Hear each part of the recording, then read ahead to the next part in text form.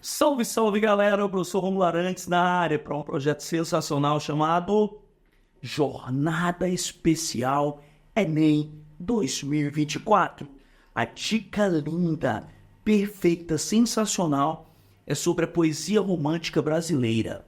Vamos aos pontos fundamentais. Primeiro, a poesia romântica brasileira está situada no século XIX.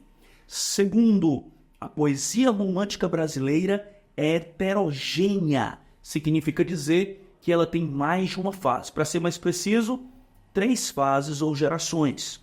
Terceiro, e muito importante, é você saber que a poesia romântica brasileira é essencialmente lírica, sentimental, subjetiva.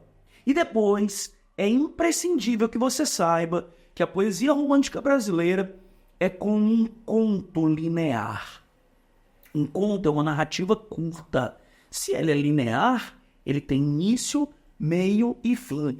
Início da poesia romântica brasileira, nacionalidade. Meio, morbidez. E final, liberdade. No início, os autores estavam empenhados em trabalhar a nacionalidade. Depois, eles observaram um modismo que circulava no mundo inteiro, obsessão pela morte. E por último, eles começaram a se envolver com questões de natureza social e política, tais como a libertação dos escravos e a proclamação da República. Imprescindível pegar essa dica preciosa. Eu tenho o início nacionalista, eu tenho o apogeu, ali no meio eu tenho o ápice do estilo voltado para a morbidez, e eu tenho no final um declínio, quando os autores se envolvem com o social, com o político, e aí eles já estão antecipando a próxima escola, que é o realismo. E por último, e não menos importante, vamos fixar agora os principais nomes, aqueles que você não pode de jeito nenhum negligenciar. Gonçalves Dias, ícone da primeira geração. Álvares de Azevedo, referência maior da segunda geração e com certeza o poeta mais sensacional e incrível de toda a poesia romântica brasileira. E para fechar, Castro Alves, a referência da terceira geração. Agora, em bloco, com tranquilidade, para você entender, porrada, vamos para cima, galera. Falou em poesia romântica brasileira, heterogênea, tem mais de uma fase. Primeira fase, ou geração nacionalista, indianista, lusófoba ou religiosa. Segunda geração, ultrarromântica, byroniana, malvo século, spleen ou intimista. Terceira geração, condoreira, unguana, libertária ou pré-realista. São 3 fases ou gerações. Quando eu comparei a poesia romântica brasileira com um conto linear, minha intenção era dizer, a poesia romântica brasileira foi com uma narrativa curta, constituída por início, apogeu e declínio. Foram 45 anos de duração. 45 anos de duração. E em cada momento nós observamos que existe um foco diferente. As produções literárias elas variam de acordo com os contextos. E nós temos, durante o século XIX no Brasil, alguns acontecimentos relevantes. Na primeira metade do século XIX, o acontecimento mais importante é o 7 de setembro de 1822, a independência política do Brasil, que gera nacionalismo fanista, que gera lusofobia ou antilusitanismo. Porém, depois de 20 anos, há uma moda no mundo inteiro que é voltada para a construção de textos autobiográficos, confessionais, intimistas, subjetivos, pessimistas, evasivos e mórbidos. Essa produção, conhecida como ultrarromântica, foi fortemente desenvolvida por um inglês chamado Lord Byron.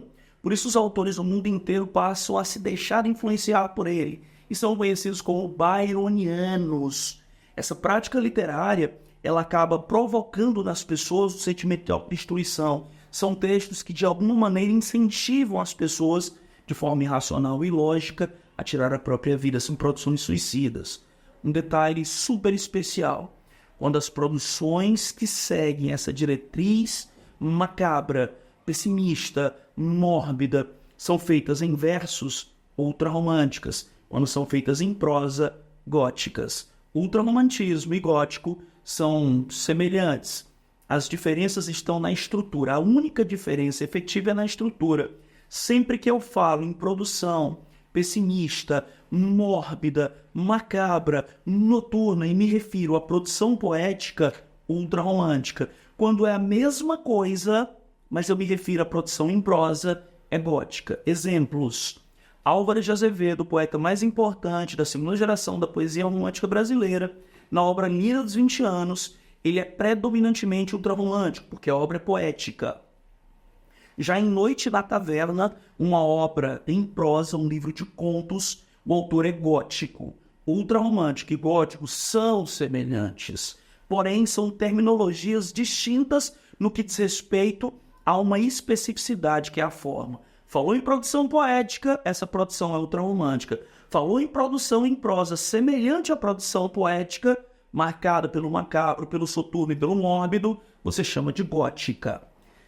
Quando olhamos mais adiante para a terceira geração, enxergamos que existe por parte dos autores, inevitavelmente, uma associação com o contexto geopolítico. Lutas pelo fim da escravidão que ocorre no 13 de maio de 88, lutas pela proclamação da República no 15 de novembro de 89. Então, os últimos autores do romantismo brasileiro, influenciados pelo contexto, passam a antecipar uma postura de engajamento, ou seja, de comprometimento com o social, que já antecipa o estilo realista. Então, não esquece, toma como referenciais a primeira e a terceira. A primeira, proximidade com a independência política. A terceira, proximidade com luta social e política. Então, nós temos no início a nacionalidade e no final nós temos a antecipação da preocupação de ordem político-social que caracteriza o realismo. E bem no meio, nós temos o apogeu do estilo. Então, início, proximidade com a independência. Final, proximidade com lutas libertárias pelo fim da escravidão e pela proclamação da República. Primeira geração, nacionalista, indianista, lusófobo-religiosa. Tendências da primeira geração, nacionalista ufanista, voltada para a exaltação da pátria, voltada para a exaltação da natureza como forma de valorização da pátria, natureza tropical, natureza brasileira. Melhor exemplo, Canção do Exílio, do Gonçalves Dias. Segunda tendência da primeira geração, indianista. Tomar muito cuidado, a produção indianista exalta o indígena como herói nacional. O indígena vai receber as mesmas características do herói do romântico europeu, que é o cavaleiro medieval, é um guerreiro, é nobre, porém, por conta da lusofobia que é a versão aos portugueses, o indígena, que é o herói brasileiro, ele tem que ser superior ao herói europeu.